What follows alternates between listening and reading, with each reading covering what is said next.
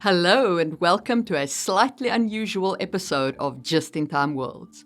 Today I'm going to talk about the second edition of my book, The Hidden Blade. So, if you've been following my podcast with Maxwell Alexander Drake, you will know that I had a small incident with Amazon and that as such I decided to re-release The Hidden Blade to a wide publishing platform, moving away from just Amazon, as well as doing a edit of The Hidden Blade and releasing it as a second edition. As part of that, I took a long, hard look at my chapter 1 and decided that it did need an update.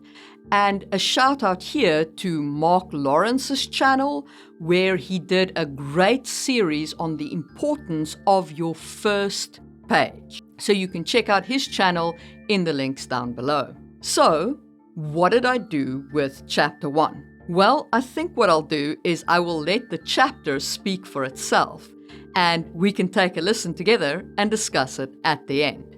So here follows Chapter 1. Chapter 1.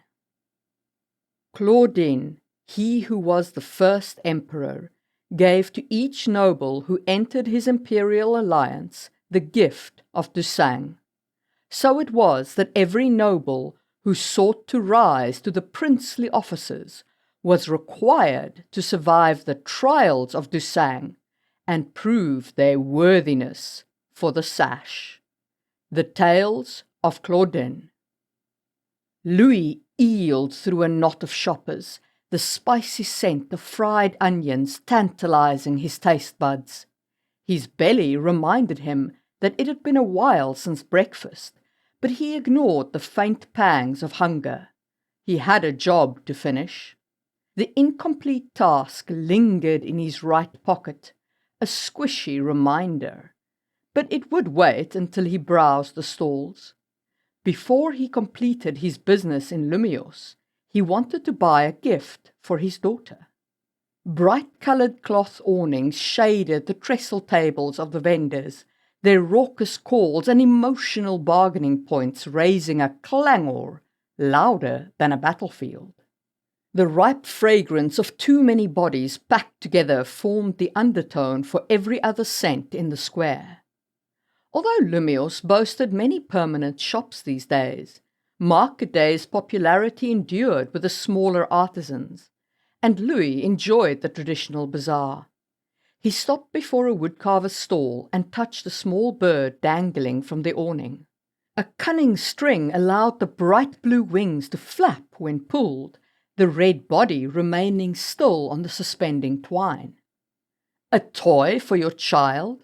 the vendor asked, a carpenter's journeyman badge strung on a plain ribbon around his neck. "Yes, for my daughter." Louis touched the black beak, and the bird twisted on the string, a red-painted eye flashing at him. "It's a blue-ron?" "Eh, I thought it might amuse some noble." The journeyman held out his hand, fingers splayed. "Not that I won't sell it to you, mind." "Aren't they bigger?" The journeyman heaved a doleful sigh, hair flopping into his eyes. "That much wood is expensive. But it would make a good gift for a girl. How old is she?" 8. The corners of Louis's lips lifted and he touched the red body of the bird, so reminiscent of the hair colour he shared with Louisa. "Perfect size for an 8-year-old, an ingratiating grin accompanied the words. Louis thrust his hand into his left pocket and brought out his money pouch. He avoided the right pocket with its soggy package. "How much?" The man squinted and ran his thumbs over the tips of his fingers. 2 shekels. Should he take the offer to bargain? No, he had a job to finish. Fine. He paid over the coin, and the journeyman wrapped the wooden bird in a scrap of cloth. Louis slid the gift under his doublet and into his heart pocket with a tender smile. He thanked the journeyman and strode on through the market. The broad thoroughfare spilled into the warehouse district, and the smile dropped from his face. 3 streets down, he turned into the alley next to the dilapidated shop where the Cheapside merchant Berail ran her business in second-hand goods. The buildings crowded close here, eaves meeting overhead, casting deep shadows. Old beer and more noisome liquids splashed against his boots, but Louis ignored the stench.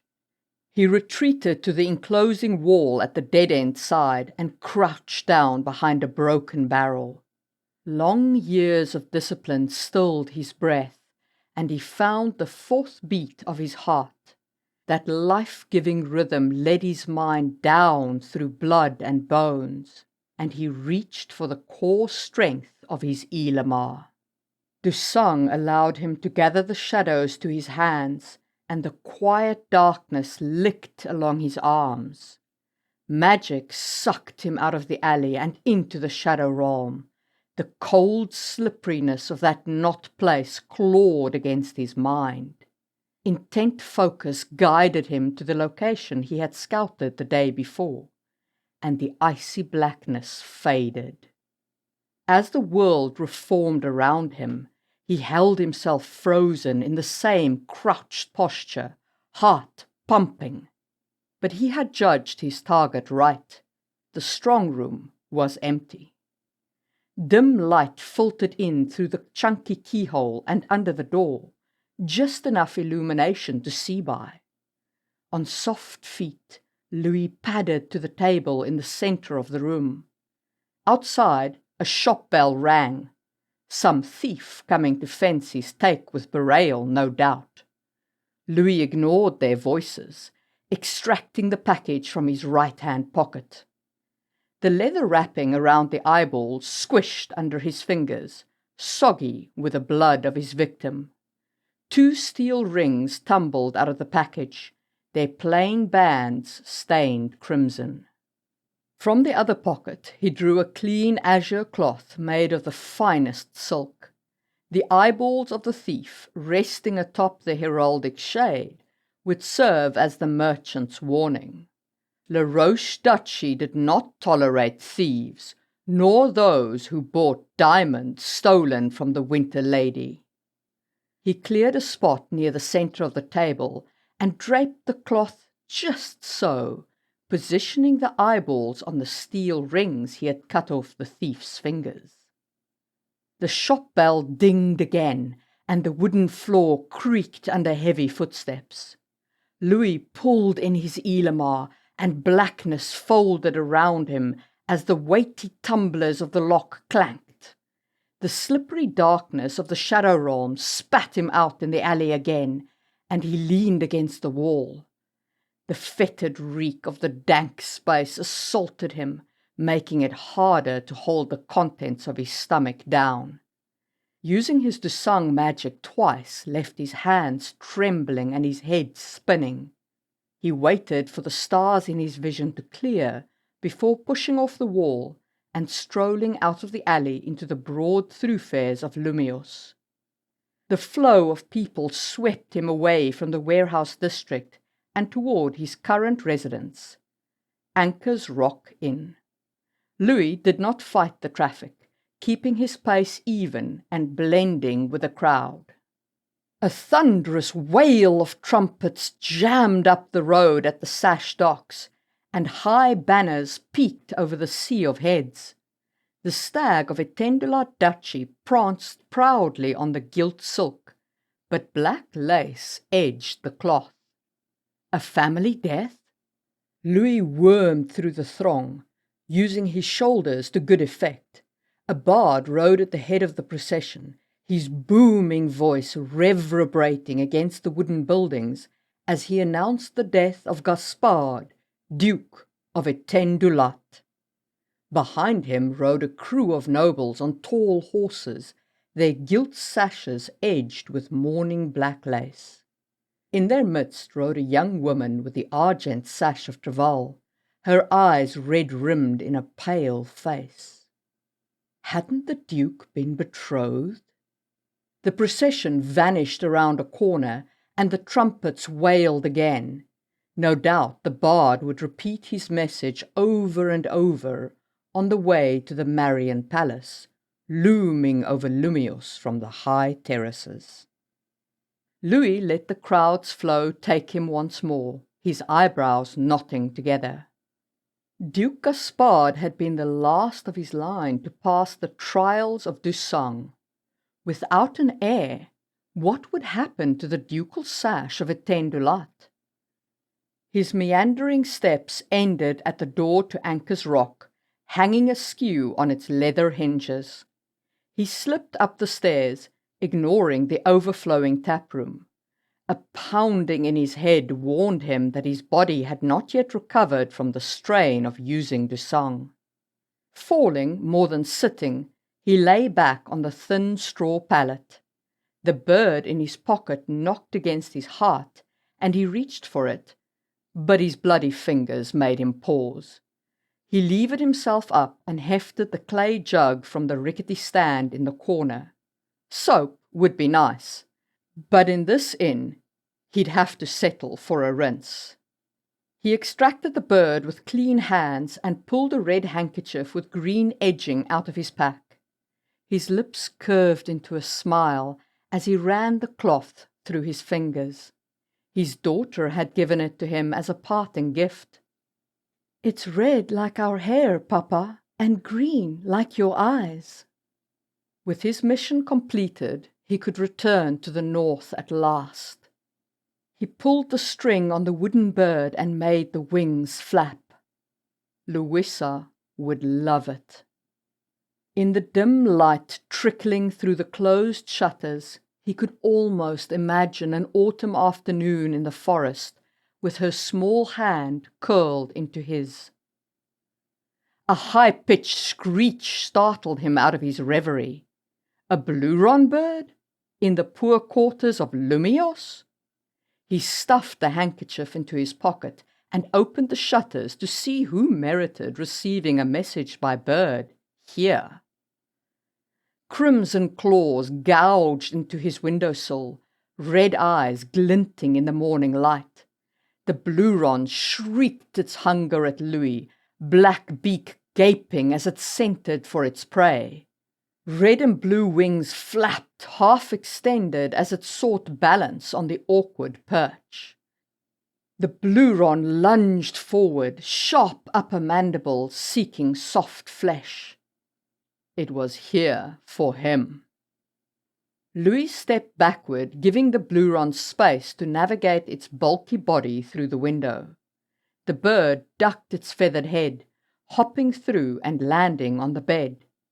Talons clenched on the thin grey blankets, and unblinking red eyes stared at Louis. With a sigh, he unsheathed his dagger. The bird's blood scent would not reset until it fed from his veins. Blue-ron could find anyone whose blood they had consumed, and they made excellent messenger birds, for those who could afford the cost of rearing and training them. Louis sliced open a shallow cut on his left arm and sat down next to the blue-ron. It climbed onto his lap, mouth gaping open, beak plunging down. The sack-like lower mandible clamped onto the wound, and the bird's tongue tickled along Louis's flesh. Talons tightened on his leg, but Louis ignored the flash of pain as he unstrapped the wooden messenger tube from the red and blue back. Silver buckles held the hood to the leather harness, swaying up and down as the bird sucked at the wound. Louis pulled his arm forward to make the blue-ron stretch its neck. The bird lifted its beak, and he slipped the hood over the white feathered head. With the bird taken care of, Louis turned his attention to the tube. No sigil interrupted the plain dark wood of the cylinder, but his slender fingers found a small raised mark at the bottom. A tiny snake, no bigger than his fingertip. A message by bird from herself. He unscrewed the lid and extracted the thin strips of tightly rolled paper. She had encoded it, of course. He dug out his cipher book and started to decrypt. The final message made Louis check his work again. The stark command did not change. The Bloodgate is threatened by the ambitions of Baron Tybalt du Mamel of Somfa. Kill him and destroy his name and line. None with a claim to his sash may remain. In Somfa, investigate rumours of sang sorcelry. If the rumours hold true, deal with the situation as appropriate. Louis read the curt note again, then struck a sparker against his boot heel and burned both sheets of paper. He leaned back on the straw pallet, hands behind his head.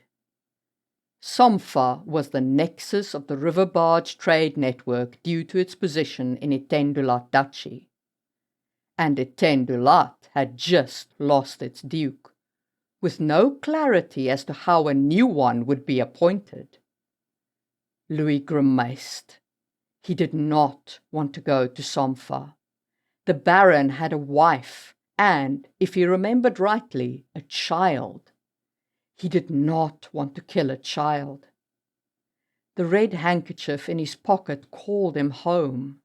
La Roche's long summer days were already gone, but autumn lingered in his home duchy, orange leaves drifting past dark trunks. If he left now, he could be settled before the first snow. He wanted to enjoy the fleeting northern days and be snug and warm during the long winter dark.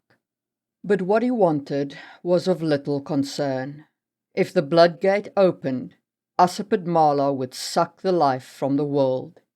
What was one family against that risk? If wishes were horses, beggars would ride. He said the words out loud, just to hear someone speak, as he made peace with his plans being changed for him.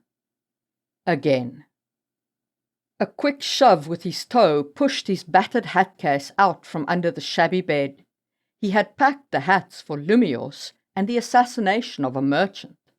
Somfa and a noble target offered a fresh set of challenges, but the hats would have to do. The command had been sent by Bird. The urgency was clear. Investigate rumours of sang sorcelry. Louis shuddered and made the sign of the wheel against his chest. In public, anyone would tell you that the art of blood magic had died with the troll corals. But dark whispers spoke of forbidden practices passed from master to apprentice in crimson secrets. Herself would not send him unless she believed some of the rumours. At least this part of his mission he could execute with a light heart. No one should live under the bloody paw of a troll carl. A small leather pouch peeked out of the upper pocket of the hat case, and he extracted it with respect due to his liege. It held herself's blood crystals. He'd send the bird back to her and acknowledge the order. It was that, or repudiate his family and honour both. He pulled the red handkerchief from his pocket and laid it in the pride of place among his hats. It gleamed between their muted colours, shining as bright as Louisa's face every time he came home. He laid the wooden bird atop the handkerchief. I'll be back as soon as I can. Saying the promise out loud gave it more weight.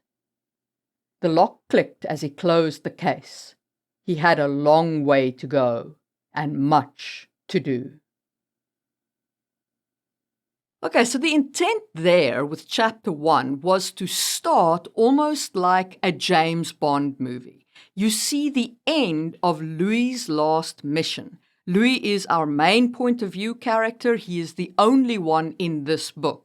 So you see his last mission as an assassin and the conclusion of that, and then the inciting incident of his next mission, which is what we will follow in this book.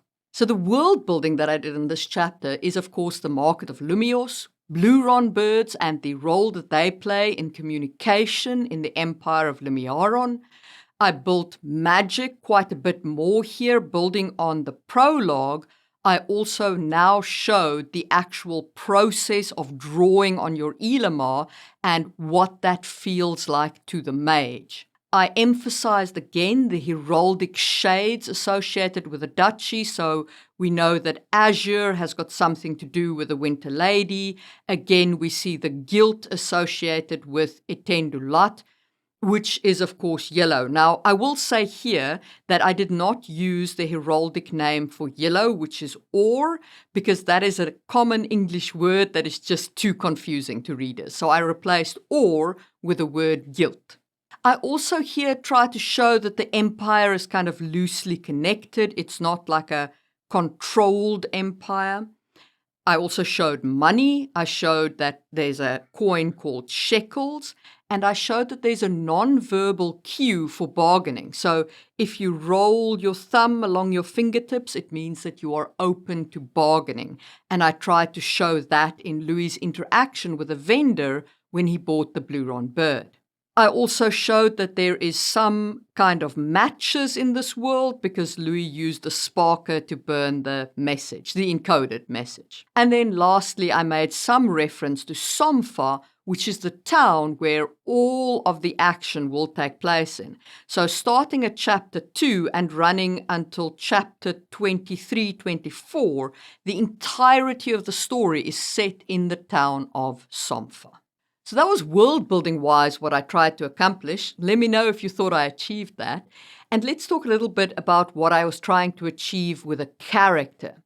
So I was trying to show the reader Louis, the cold-blooded killer, who also loves his daughter. So the thing that I want the reader to latch onto here, the reason why they should still like Louis, even though he's a cold-blooded killer, is that he loves his daughter. He's a businessman on a business trip buying a gift for a daughter that he sees too little because he's often away on business. That was kind of the feeling I tried to evoke with the reader. I also wanted to show his relationship to herself, his controller, and that she sends him these messages and give the impression of a cold and distant figure who is also in control of his actions.